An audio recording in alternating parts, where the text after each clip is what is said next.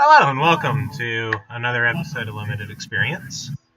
As always, I am your host, Adam. Above me, although his picture's not here because he forgot his webcam, is Chris. Hello. I waved. You didn't see it, but I waved. Today we're going to be doing a vintage cube because that's on Moto now. In every 6 months or so, they put up a vintage power cube, which is like all the most powerful cards of Magic, and you just get to do a draft with them. It's super fun. And most importantly, not Ixalan. Not Ixalan, because that quickly became a not fun set. Okay, what do we got here? We have Balance.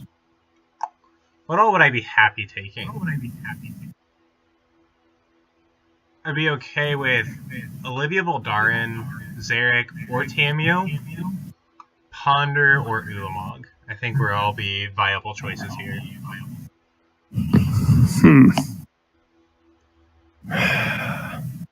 This is probably my first time doing vintage cubes, so I might not be the most helpful.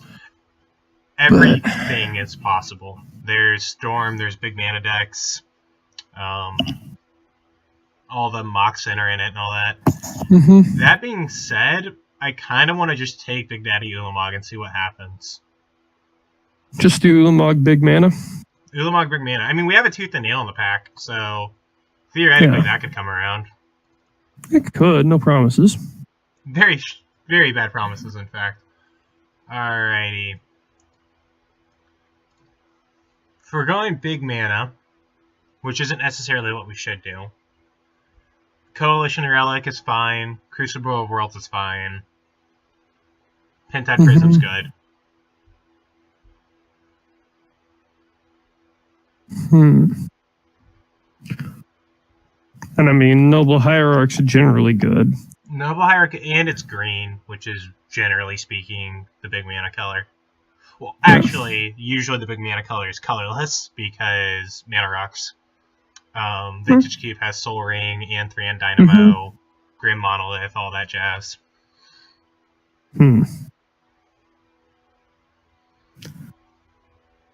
I kind of want to go Coalition Relic. Keeps us open, I guess. We'll do Hierarch. Changed my mind at the last minute. That's a Gaia's Cradle. Yeah. That's the exact card you want in a big mana deck. Yeah, I think I'm with you on that one. For those of you that don't know, Gaia's Cradle adds green for each creature you control. So, or Gaia's Cradle, depending on who you talk to. Yeah, if you're right or if you're wrong. I love it when you agree with me. Opposition's a broken card. You can, on a tokens deck, you can just repeatedly tap down all their mana during upkeep, and it's the most annoying thing in the world. Source of Plowshare. We're not a tokens deck. Not so far down. Source of Plowshare is the best removal in the world. And Huntmaster's good. I don't know. I think I like swords. I think I like swords. But I really like opposition, but it's not where we are right now. Not at the moment. Godless Shrine's great in Cube. For the same reason as in... Was it our last video that we did Iconic Masters Draft? What? Was it our... You cut out on me. Was it our last video that we did Iconics Masters? Yes, but I don't remember if you uploaded it. I think I did. Regardless. I thought you didn't. Oh well. For the same reason that we said in Iconic Master Drafts, and if we didn't, lands are great in Cube because you'll have enough playables. So being able to use a pick, getting a land is fantastic. Do we want Godless Shrine or do we want Vantage or Fumarole? We would want Godless Shrine the most because it's fetchable. Okay. There are fetch lands in Power Cube, by the way. I saw Red Planeswalker and got excited because I thought, ooh, maybe we can draft the Tibalt deck. But no. I don't even think Tibalt is in the power cube. And it's not a power cube, it is a weak cube. Maybe a toughness cube. So Tangle Wire's good, but I don't think that's where we are. Fiend Hunter's good. Bright Mage is fine. Phantasmal Image is great, but I don't think that's where we are. I think Fiend Hunter. What about Sword of War and Peace? I'm not a huge fan of swords except for Feast and Famine. Just in general. I think we take Searcher tomorrow. Or we take Windswept Heath. Probably Windswept Heath. Yeah, that's kind of... Yeah, that was my thought. Yeah, that's probably it. But fetches in a with Painlands, or Shocklands rather, is very, very good. Just for people who don't know this, because having a Windswept Heath, it can fetch a Plains. Our Godless Shrine is a Plains, which means our Windswept Heath can get black mana if we need it.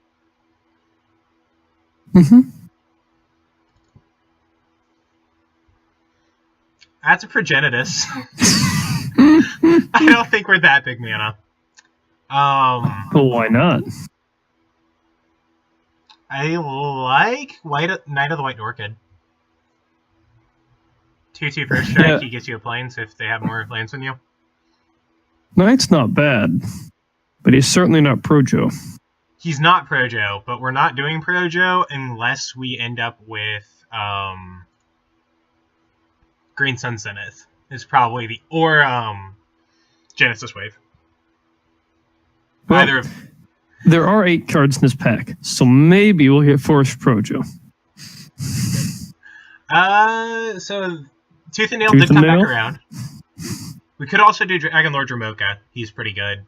Dromoka's a girl, right? Dromoka is a female, you're right. I'm thinking of the other one. It's Dromoka and the black-red one are both girls, and Atarka. And Atarka. Only the blue ones are guys. And is Ojutai a boy? Yep. Yeah. The blue ones are male. Interesting. I think it's still Tooth and Nail, even though Dragon Lord Dromoka is a good card. We're pretty white. I wouldn't be against Bramaz. Like, he's a very good card. I like Bramaz. Or Kitchen Finks is also super good. Everything in this everything in Vintage Cube is going to be, it's super good. We'll go Brimmy. Have cats and stuff. I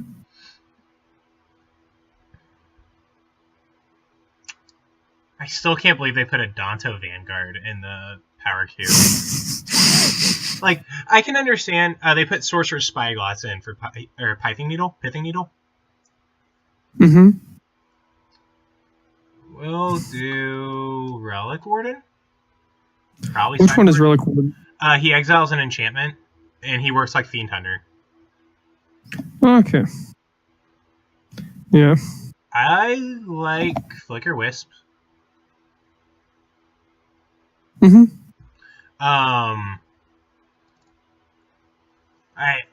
think we're hitting the problem of we haven't really seen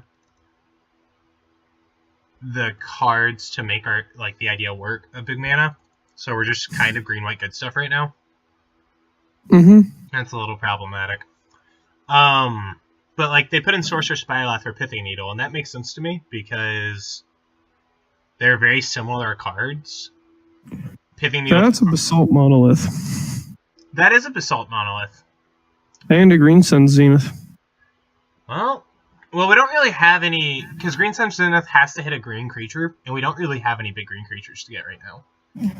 Well, what you say to just taking Elspeth and calling it a day?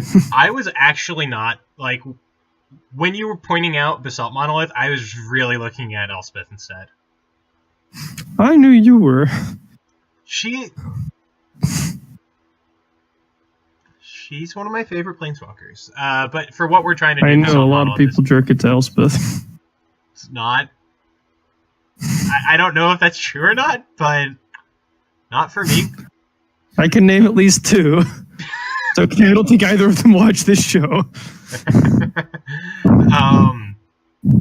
No, I just like her abilities and stuff a lot. She was the first mythic I ever got, was an Elspeth Planeswalker. So, but I still think we're taking the Basalt Monolith because there's a very low chance that comes back around, and we really need to get there on our big mana. I like either of the fetch lands or the Harmonize here. It would probably be Marsh Flats if we took the fetch. If we take a fetch, it is Marsh. I wouldn't mind Harmonize. I mean, green card draw's good. And I don't think we can splash into Sphinx of the Steel Wind, so... Yeah. I think it's Marsh Flats. Yeah. Just fetch is a great card. That's a Library of Alexandria. That's weird that it got this far. That's also a Ternasty and a Genesis Wave. I kind of like Terastodon here. Yeah, it is a big beater. He's a big dude. Oh, someone's getting lucky. There's an Unburial Rites, and earlier we saw Gifts Ungiven, which, for those that don't know, Gifts Ungiven and Unburial Rites, plus any big creature, is a reanimation combo. On your opponent's end step, you Gifts Ungiven, and only get Unburial Rites and whatever creature you want to reanimate. Those go to the graveyard immediately because of how Gifts Ungiven works.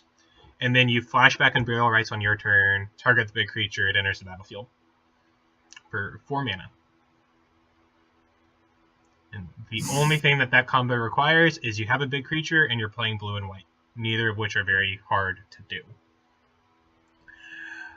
So there's an Emrakul.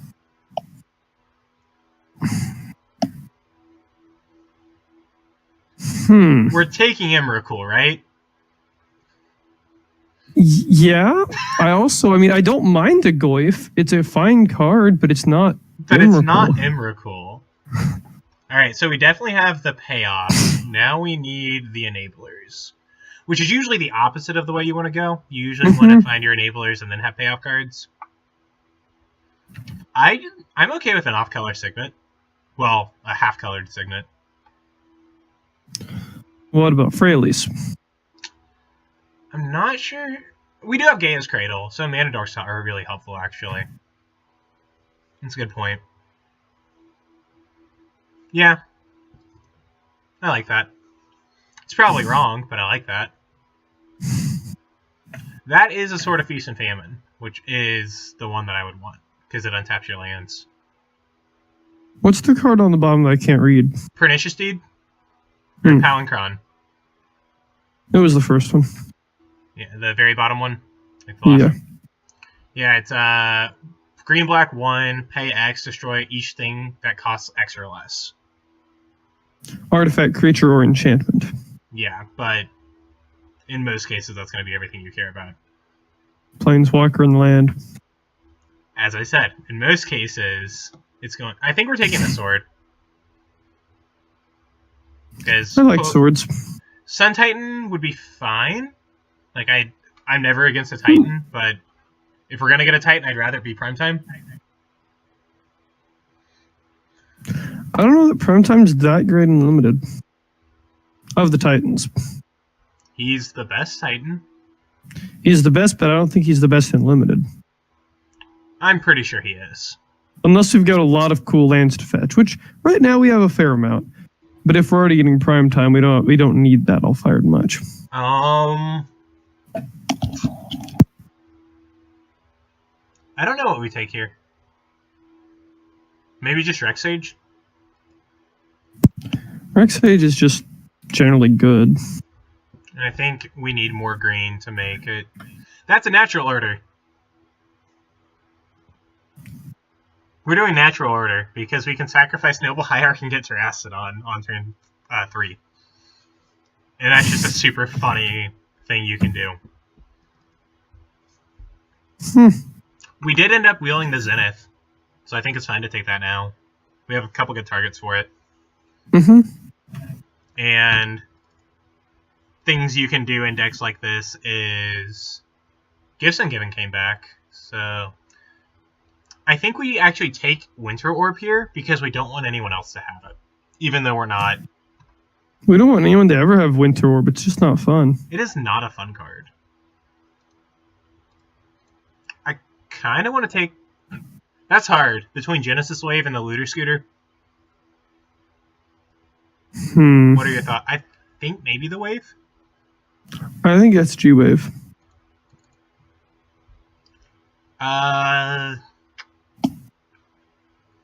I like both Mirror Crusader and Primal Command. Like, either of them I'd be happy with. What do you think?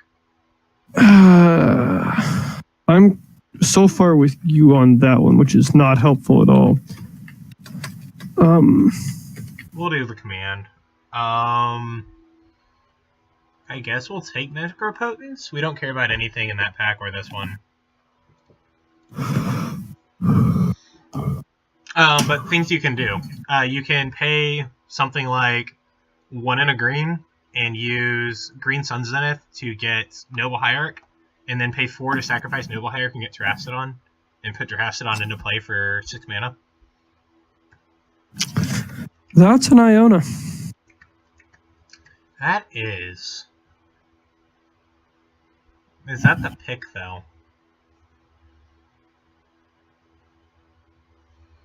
There's also a Bayou, which would let our Marsh Flats get green mana, and that seems important.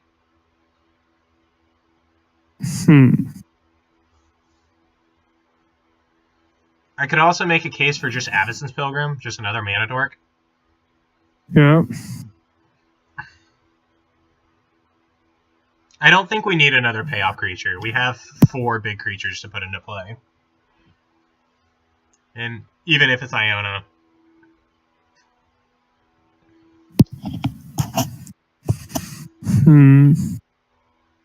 I'm thinking it's the Pilgrim, to be honest.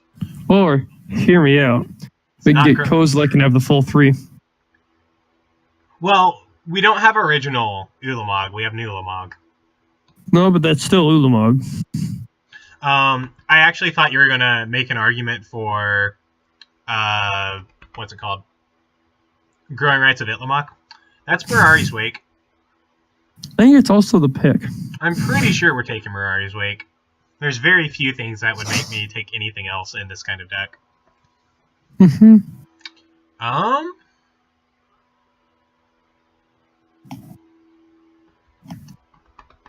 I'd be okay with Hero of Bladehold. Or Nissa. Nissa's probably better. I mean, I still like the Wildwood, but I don't think I like it as much as Nissa. I think I like Hero and Nissa more than Wildwood, although that's probably my third. Chromox is probably my third. Wildwood would be my fourth.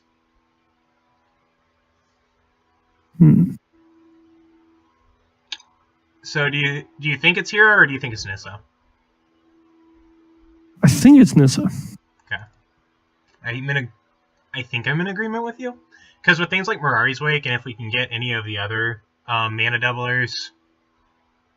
Okay, so I know I said we don't need any more big ones, but that's a Nugan. Yeah, but let's look at the rest of the pack. I would consider it a Lotus Bloom. I'm not thinking the second Emrakul. And Show and Tell. But do we have any blue at all? No. Show and Tell? But we don't have any blue. Well, we have one blue with Noble Hierarch. Yeah. I'm still pretty sure I would take Nugan. Outside of I predilection to big planeswalkers. Like yeah, I can see that.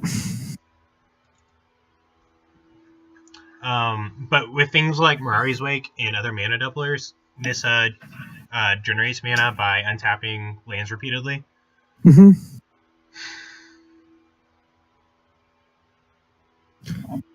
Do we take the white-blue dual land? I was thinking about it.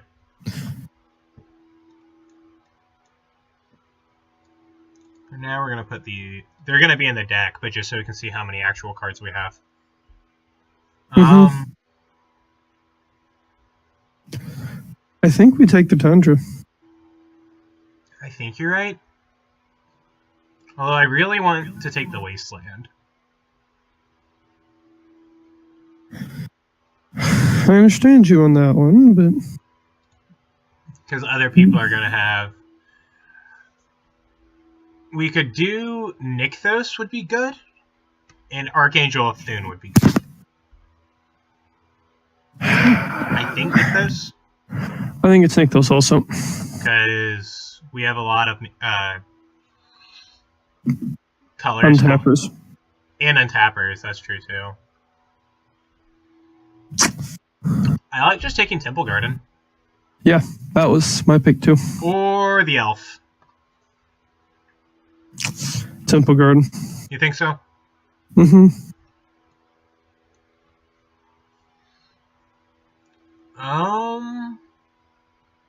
Savannah, because that's our dual land. Mm-hmm. Now I would take the Growing Rights of Itlimoc, actually. It's... You want to take the Iona, don't you? Yeah. I don't think it's right, though. I think it's honestly probably the correct pick. It's just Stomping Ground. But, like, I want to be against the Growing Rights. I think Stomping Ground is probably right, unfortunately. Okay.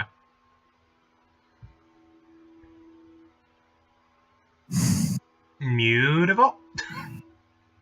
Mm-hmm. We have a lot of not basics. We're going to actually have to...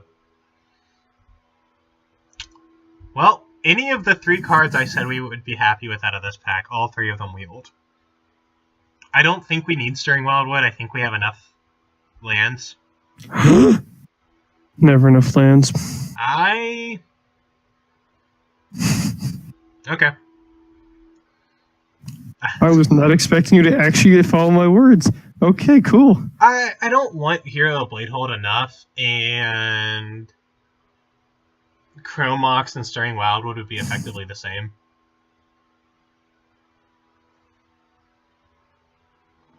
Do we take the Show and Tell on the Splash? Because we took the blue-white land, right? Yeah.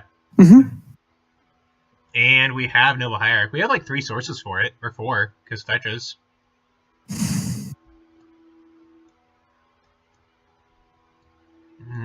Just clearing out the last couple packs. We got cards we can use.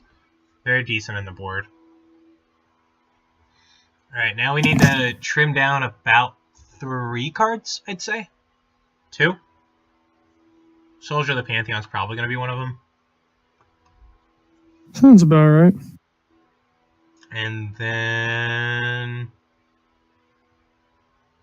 I would probably say the Relic Warden would be the other. I can roll with that. Because we have pretty harsh mana requirements, though. A lot of our spells cost double colors. Well, hopefully this will be fun. So we have our big mana dudes and Tooth and Nail. We have 7 like decent payoffs and a couple enablers with like Natural Order, Mirai's Wake. So that's not going to be in there.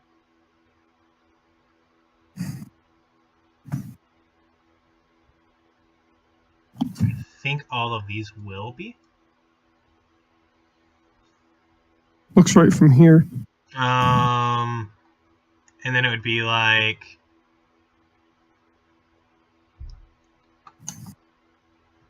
I'm just gonna pull some that like would be okay to cut.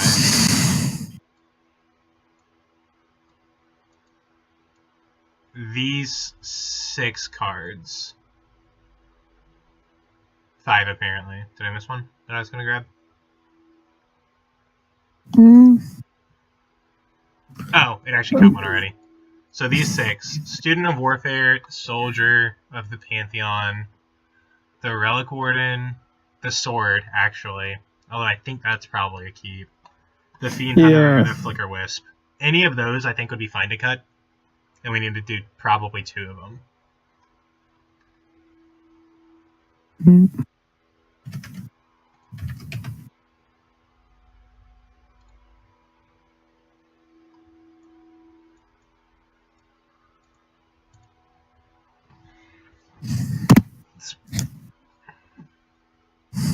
I think the Relic Hoarder is not necessary. I think we can cut that.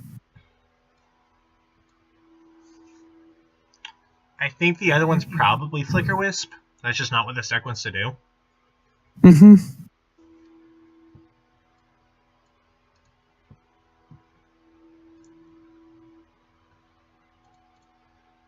Alright, so I just added a couple basics, and now I'm going to actually look at by color. Like mana requirements. Okay. Alright, so we have 9 white mana. Sorry, 11.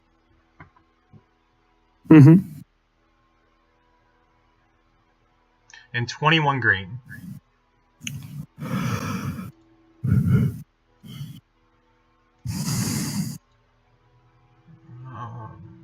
Marsh Flats.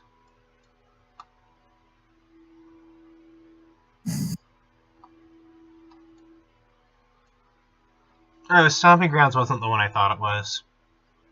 I don't know why, but I thought Stomping Ground was the red-green fetch, not the red-green Shockland.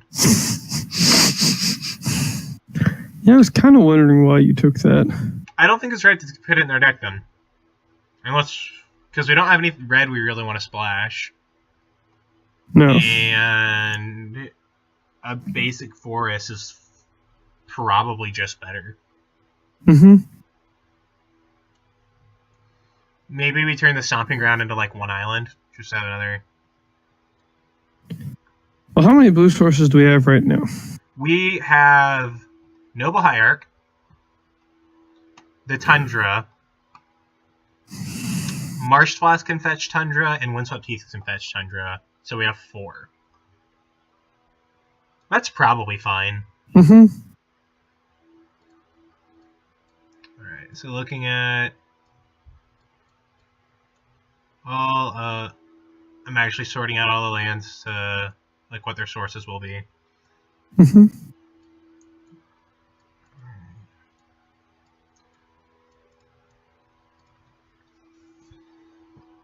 Do we want Godless Shrine also? I mean, we're not splashing black either. I don't think we need it. It's kind of the same argument as... So we're going to have 1, 2, 3, 4, 5, 6, 7, 8 white sources. 9 if you include Noble Hierarch, and 10 from Avicen's Pilgrim. In green, we have 1, 2, 3, 4, 5, 6, 7, 8, 9, 10. We have 10 of each. I feel like we should have more green.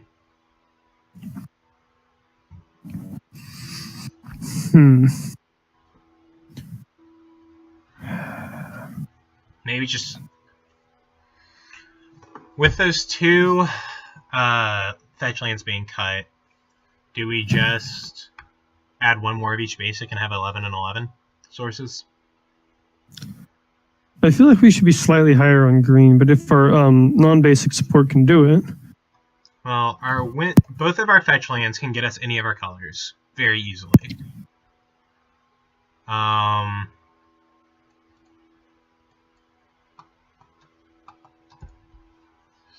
And a couple of our green sources are doubles, like Gaia's Cradle, which is however many creatures we have. Usually probably about 3, most likely. I think would be a reasonable guess.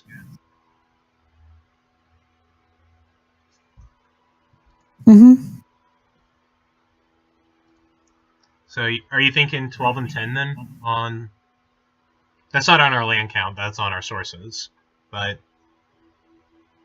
I like 12 and 10 better than 11 11. okay. Combine. Sort by converted mana cost.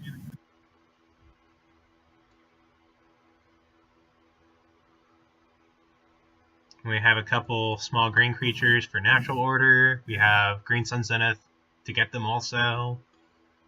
We have Terracodon as our natural order hit.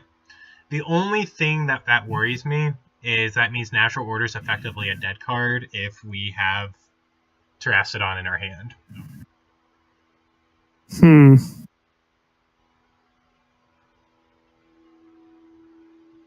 It's a little bit of a toolbox, though, because it can get things like Kasali Pride Mage if they have an enchantment we need to kill.